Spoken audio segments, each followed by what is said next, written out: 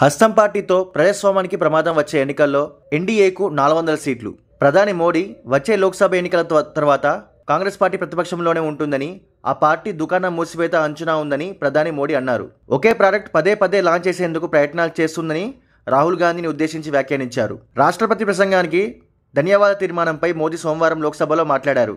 దశాబ్దాల పాటు అధికారంలో ఉన్న కాంగ్రెస్ అదేవిధంగా కొన్ని దశాబ్దాల పాటు ప్రతిపక్షంలో ఉండాలని ఆ పార్టీ నిర్ణయించుకున్నదని ఎద్దేవా చేశారు. సార్వత్రిక ఎన్నికల్లో బీజేపీకి 370 సీట్లతో కలిపి ఎన్డీఏ కూటమి మొత్తంగా 400కు పైగా స్థానాల్లో విజయం సాధిస్తుందని ధీమా వ్యక్తం చేశారు. తన మూడో టర్మ్ భారత్కు రానున్న 1000 ఏళ్ల పాటు బలమైన పునాది వేస్తామని పేర్కొన్నారు. భారత్ ప్రపంచంలోనే మూడో అతిపెద్ద ఆర్థిక వ్యవస్థగా మారుతుందని, ఇది తన గ్యారంటీ అని చెప్పారు. మోదీ తన ప్రసంగంలో కాంగ్రెస్ పార్టీ లక్ష్యంగా విమర్శలు గుప్పించారు. మాజీ ప్రధానులు నెహ్రూ, ఇందిరాగాంధీలు భారతీయుల శక్తి సామర్థ్యాలను విశ్వసించలేదని, విదేశీయులతో పోలిస్తూ భారతీయులు నెమ్మదస్తులని, సోమరిబోతులని గతంలో ఎర్రకోట సాక్షిగా వ్యాఖ్యానించారని అన్నారు. కాంగ్రెస్తో ప్రజాస్వామ్యానికి ప్రమాదమని, ప్రతిపక్ష పాత్ర పోషించడంలో ఆ పార్టీ విఫలమైందని అన్నారు.